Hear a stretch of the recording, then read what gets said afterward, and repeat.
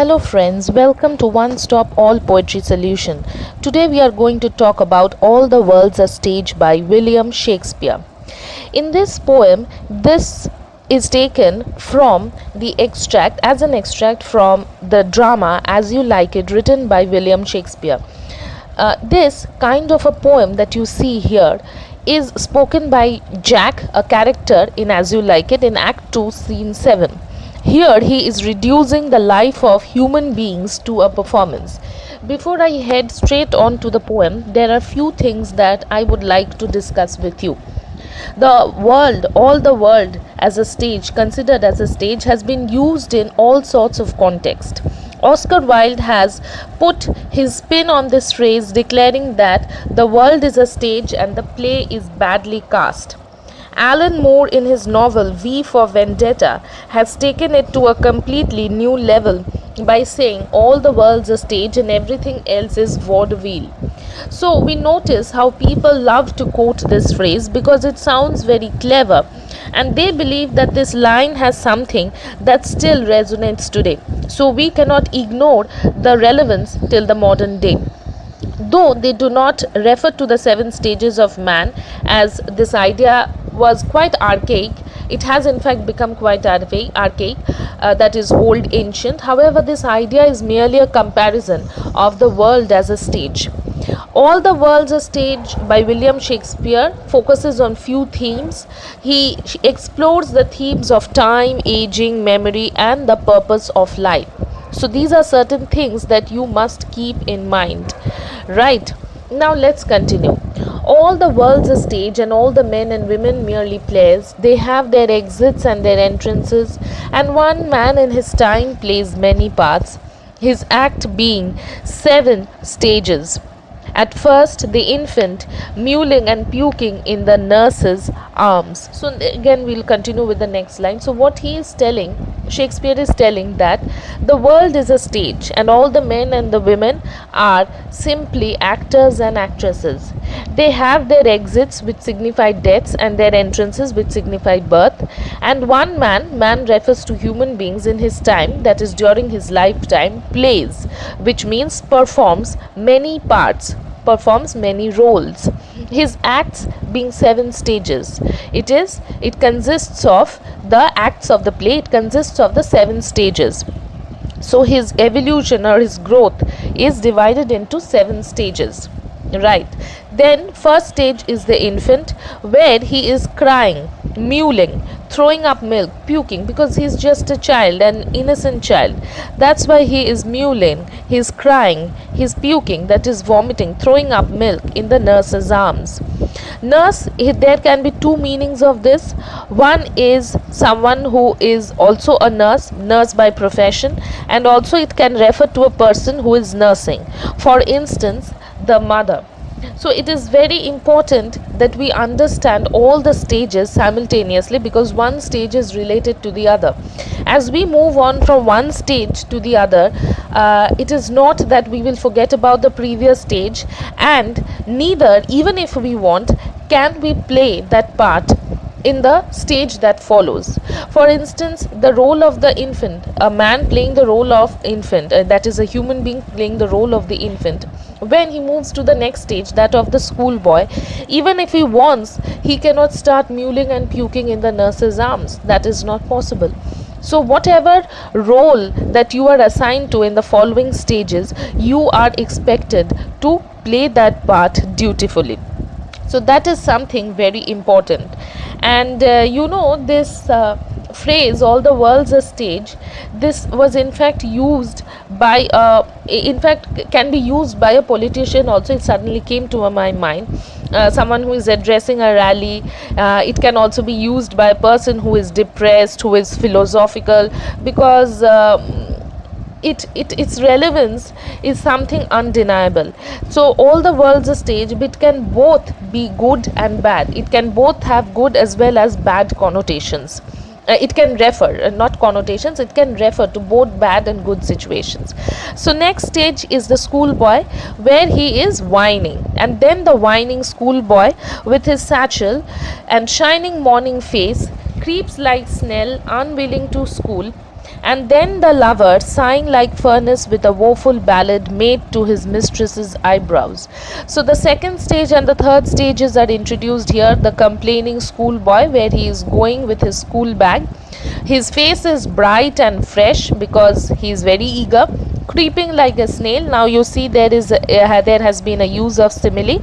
Snail, that is significant of slow movement. He is unwilling to go to school, as we have all experienced this stage. Okay, then comes the lover. The lover is the third stage, where he is sighing like the furnace. Why? For the sake of his beloved. He is in love and his mistress is not giving him the due love and attention. That's why he is sad. For the sake of his beloved, he is sad. With a woeful ballad. Woeful means sad or distressing poem. Addressed to whom and addressed to what? Made to his mistress's eyebrows. The poem, the sad and the distressing poem, has been written by the lover praising his beloved's eyebrow. So, praising his beauty, he has written a love poem, so that it is a kind of a tribute to her. You will see many of Shakespeare's, in fact, ballads and sonnets are addressed in that way too. So next comes the fourth stage. Then a soldier full of strange oaths and bearded, like the pard, jealous in honor, sudden and quick in quarrel. So we'll move on to the next stage, means continuation later. So let's take one thing at a time. The soldier is now, he has matured. From the lover, he has matured into a soldier, where he is capable of taking responsibilities. He is swearing in and making promises, and also taking oaths of allegiance. Allegiance means that I will serve you till the end of my life, or I will serve you till I have service, or whatever. It means I will stick to you, I will follow you. You are my leader, I am going to do whatever you tell me. And bearded like the pard. So he has grown a beard. The growing of the beard is significant of maturity. Pard refers to the leopard. Jealous in honor, sudden and quick in quarrel. He is jealous of the honor achieved by the others. So he is running after fame and honor. He is quick in quarrel. He is very fast in picking up the quarrel. So it signifies his quick temper. So since he is young, he is rash. He does not realize that when to keep the calm, when to take things seriously, when to strike up an argument. He does not realize that. So he is very fast in picking up a quarrel, and he engages in a quarrel quite fast. So that is something that we see here. So what are the stages we noticed? We noticed the stages of the infant, schoolboy, lover and the soldier. Now what else does he do? Seeking the bubble reputation, even in the cannon's mouth. And then the justice. Justice is the fifth stage. In fair round belly, with good cape and lined, with eye severe and beard of formal cut, full of wise saws and modern instances. So he is seeking empty and temporary reputation, which is making him reach to great heights, but that may be temporary or pointless. So he does not realize that he is running after that temporary fame and reputation, right? Also comparing that in the cannon's mouth, even in the face of danger, his reputation is something that is of supreme importance to him. When he is suppose going on the war front, because we have already come across him as a soldier, so that is what he is doing. Then comes the stage of the justice, where he has matured even more, and the metaphorical person becomes this justice. Metaphorical person, why? Because this human being, I'm not telling that this human being is at every stage he is following this, every human being. It just signifies the maturity. That's why the metaphorical person. He becomes the justice, and he has better knowledge of what is right and wrong. Good capon line refers to the fat belly from all the bribes that he has taken. So he has become a pot-bellied person now. And how does he look? His eyes are stern. He is full of wise sayings and up to the minute anecdotes, modern sayings, and he plays his part quite well. So when he is in that stage of justice, where he is taking bribes, where he has learned to take bribes without any guile, and he is not even guilty for what he is doing, then he is simply playing his part just with stern eyes, as if someone who is very matured, who is full of wise sayings and modern interpretations of the world. Next comes, so he plays his part. That is how it ends. And the sixth stage, how is the sixth stage?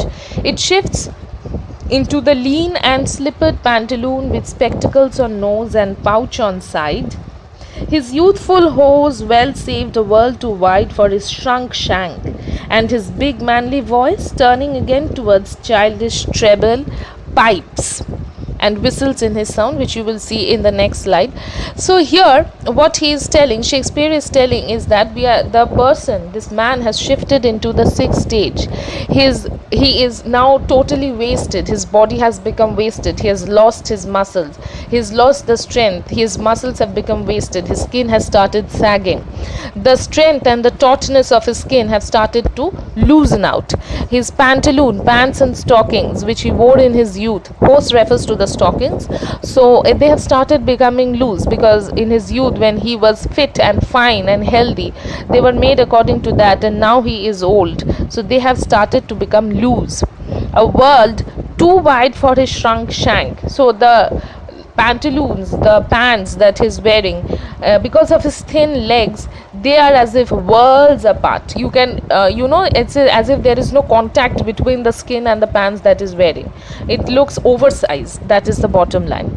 And there has been a change in his voice also. His voice has become squeaky and feeble, just like a child. And last scene of all that ends this strange eventful history, that is death, closing towards death, is second childishness, the old age, and mere oblivion, forgetfulness. Sans teeth, sans eyes, sans taste, sans everything. So sans means without. Everything has changed, and he returns to the old age, which is again similar to his infancy, where everything needs to be done with assistance. Just like an infant cannot do anything on his or her own, similarly an old person also cannot do. That is why old age is also known as second childhood, and they need to be taken care of. The voice, that manly voice, the strength in the voice, the power, that is all lost. It has only become squeaky and feeble, just like a child, without any maturity, and he has forgotten everything. He is that happens because you lose your powers of thinking because of old age, because your brain cells have started wearing out. Everything starts to wear out, and that is where your end, that is where we meet the end. Right? I hope you have enjoyed this poem. This was an easy poem. Feel free to comment in the comment section, and we are heading for the 1000 mark subscription. Please don't forget to like, share and subscribe if you haven't already. Do stay tuned to One Stop All Poetry Solution for further updates. And once we reach the 1000 mark subscription, there's a huge surprise waiting for all my viewers. Thank you for watching the video, and happy learning.